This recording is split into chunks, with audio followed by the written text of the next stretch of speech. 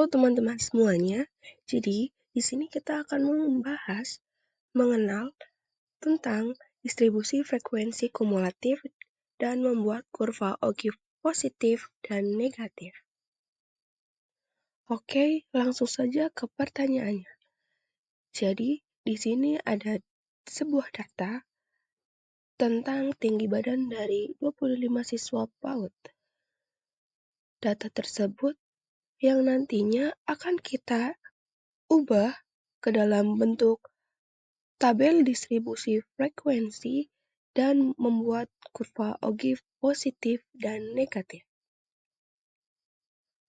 Ayo mengerjakan. Data berikut ini menunjukkan tinggi badan dari 25 siswa PAUD Milky Way. Ada 100, 72, 95, 80, 90, 100,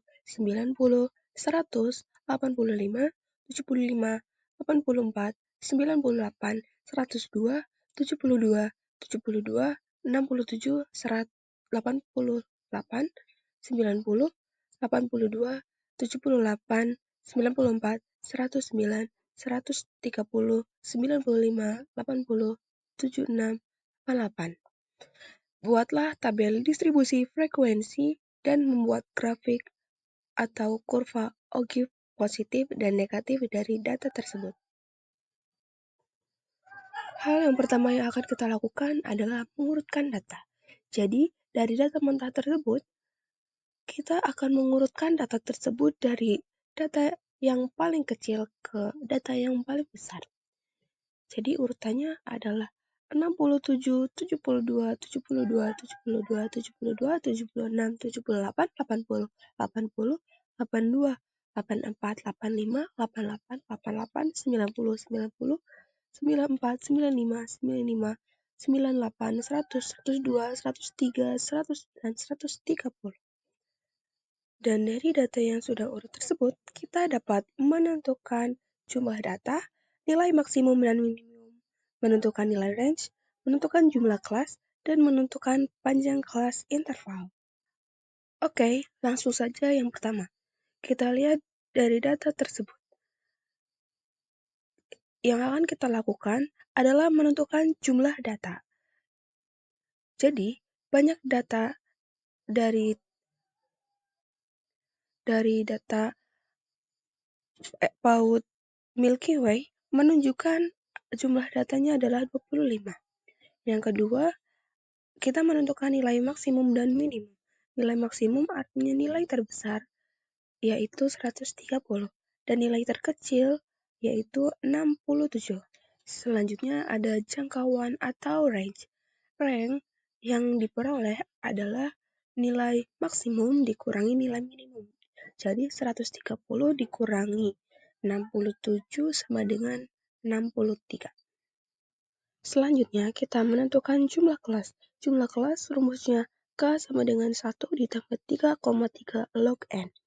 Jadi kita masukkan N atau banyak data ke dalam penjumlahan tersebut. 1 ditambah 3,3 25 karena N jumlah banyak datanya adalah 25.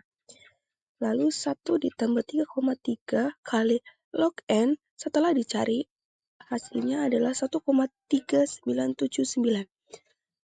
Lalu 3,3 dikali 1,3979 adalah 4,613. 1 ditambah 4,613 adalah 5,613. Setelah dibulatkan hasilnya adalah 6. Selanjutnya kita menentukan panjang kelas atau interval. Interval rumusnya adalah range atau jangkauan dibagi jumlah kelas. Jadi 63 dibagi 5,613 sama dengan 11,2239. Atau kalau kita bulatkan adalah 11. Jadi diperoleh N jumlah datanya adalah 25. Lalu range atau jangkauannya 63. Lalu jumlah kelasnya 6 dan intervalnya 11. Untuk membuat tabel distribusi frekuensi kumulatif, yang pertama kita lakukan adalah menentukan kelas interval untuk memasukkan angka tersebut ke dalam tabel. Yang pertama ada kelas interval ke-1, di mana batas bawahnya adalah 67. Kita ambil angka 67. Lalu batas atasnya adalah rumusnya batas bawah ditambah dalam kurung 11 dikurangi 1. Kenapa 11? Karena jumlah intervalnya adalah 11. Lalu kita tambahkan saja batas bawahnya 67 dan intervalnya setelah dikurangi adalah 10. Jadi hasilnya 77. Lanjut ke interval kelas kedua, di mana batas bawahnya adalah 78 dan batas atasnya adalah batas bawah ditambah interval dikurangi 1. Batas bawahnya 78 ditambah 10 sama dengan 88. Lalu ada kelas interval ketiga, batas bawahnya adalah 89 dan batas atasnya adalah 99. Kita tinggal menghitung sesuai rumus yang ada di kelas interval 1 dan 2. Kelas interval keempat, batas bawahnya 100, batas atasnya 110. Kelas interval kelima, batas bawahnya 111 dan batas atasnya 121. Yang terakhir, kelas interval ke-6, batas bawahnya 122 dan batas atasnya 132. Lalu kita lanjut membuat tabel. Nah, jadi kita sudah ada di membuat tabel distribusi frekuensi kumulatif dari kelas interval yang telah didapat, lalu kita menentukan frekuensinya. Kita bisa lihat dari data tersebut bahwa data tinggi badan antara interval 67 sampai 77 berjumlah frekuensi 6 dan tinggi badan 78 sampai 88 frekuensinya ada 8. Lalu 89 sampai 99 frekuensinya ada 6. Lalu tinggi badan 100 sampai 110 frekuensinya ada 4. Lalu tinggi badan 111 sampai 121 frekuensinya ada 0 karena tidak ditemukan di dalam data tersebut. Dan yang terakhir, frekuensi dari tinggi badan 122 sampai 132 ada 1. Dari hasil pengamatan kita dapat memasukkan angka-angka tersebut ke dalam tabel. Yang pertama ada tabel tinggi badan dan frekuensinya. Selanjutnya kita menentukan tepi kelas. Tepi kelas bertujuan untuk mengisi di bagian kolom tabel distribusi frekuensi kumulatif. Oke, yang pertama ada tepi bawah kelas pertama. Rumusnya adalah batas bawah dikurangi 0,5. Jadi batas bawahnya 67 dikurangi 0,5 sama dengan 66,5. Begitupun sama di batas kelas kedua ada 78 dikurangi 0,5 sama dengan 77,5.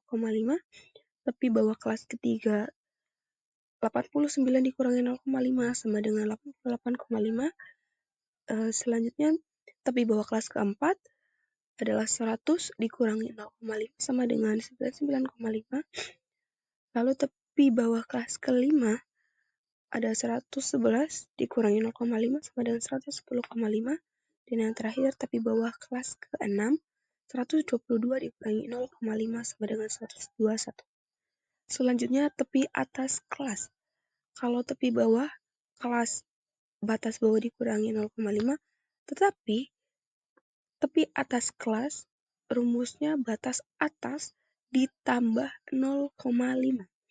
Jadi berbeda dengan batas bawah. Yang pertama, tepi atas kelas 1 di mana rumusnya batas atas ditambah 0,5. Batas atas kelas pertama itu 77 ditambah 0,5 sama dengan 77,5. Sama seperti batas kelas tepi kelas ke-1, tepi ke atas kelas kedua 88 ditambah 0,5 sama dengan 88,5.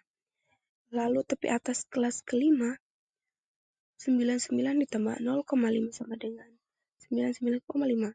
Tepi atas kelas keempat sama dengan 110 ditambah 0,5 sama dengan 110,5. Tepi atas kelas kelima 121 ditambah 0,5 sama dengan 121,5. Dan yang terakhir tepi atas kelas keenam 132 ditambah 0,5 sama dengan 132,5. Dari hasil penghitungan tersebut, kita dapat menentukan tabel yang akan berisi data-data tersebut. Oke, langsung saja kita masukkan data-data tersebut.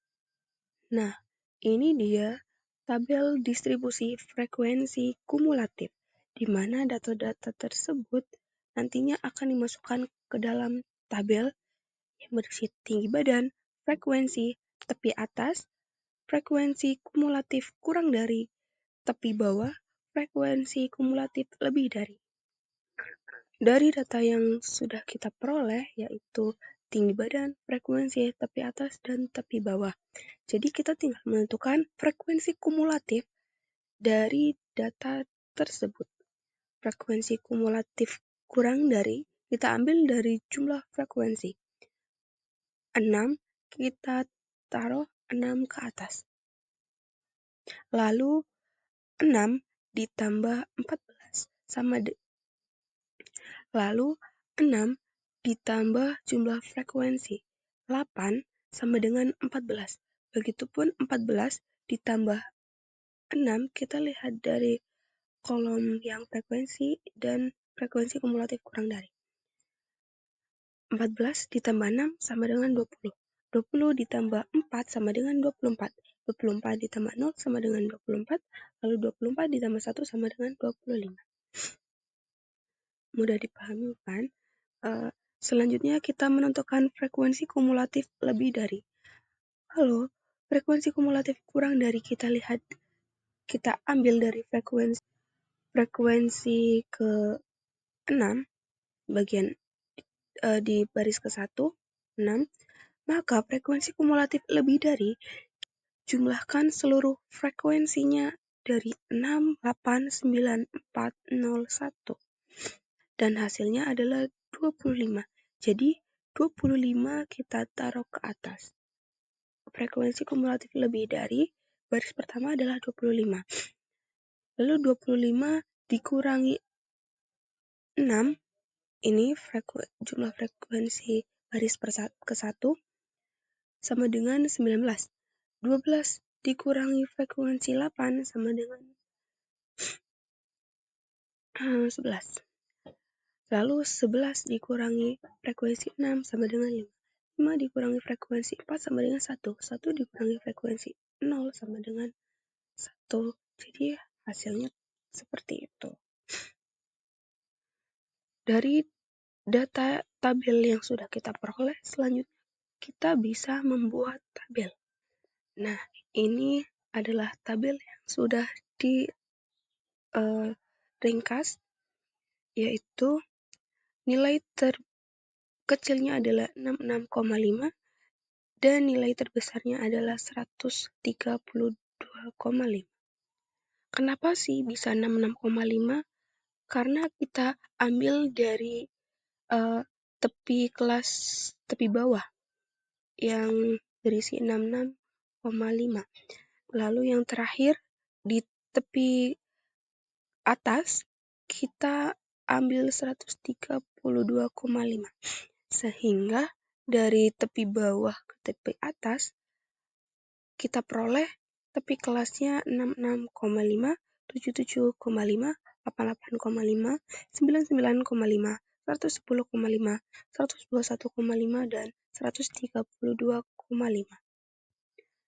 Karena terdapat penambahan baris, jadi baris pertama frekuensi kumulatif kurang darinya sama dengan 0. Sehingga frekuensi kumulatif lebih darinya sama dengan 25. Oke, langsung saja kita akan buat kurva Ogive positif, di mana data tinggi badan paut Milky Way terdapat 66,5 dengan frekuensi 0, 77,5 dengan frekuensi 6, 88,5 dengan frekuensi 14, 99,5 dengan frekuensi 20, 110 dengan frekuensi 24, 121,5 dengan frekuensi 24, dan 132 dengan frekuensi 25. Jadi, ogive positif kita peroleh datanya dari tepi kelas dan frekuensi kumulatif kurang dari, sehingga menghasilkan ogive positif. Selanjutnya adalah ogive negatif. Kita peroleh dari frekuensi kumulatif lebih dari. Jadi kalau ogive-nya negatif, kita peroleh dari frekuensi kumulatif lebih dari, di mana tepi kelasnya 66,5 dan frekuensi kumulatif lebih darinya adalah 25, 77,5 frekuensi kumulatifnya adalah 19, 88,5 frekuensinya 11, 99,5 frekuensinya 5, 110,5 frekuensinya 1, 121,5 frekuensinya 1, dan 132 frekuensinya 0. Lalu kita gabungkan ogive positif dan negatif menjadi satu seperti gambar tersebut. Gimana? Bisa dipahami dengan jelas bukan? Membuat ogive positif dan negatif itu sangat mudah, teman-teman. Kita bisa buat lewat Canva ataupun Microsoft Excel. Ini contoh jika membuat ogive positif dan negatif di Microsoft Excel. Kita telah mengenal distribusi frekuensi kumulatif dan membuat kurva ogive positif dan negatif.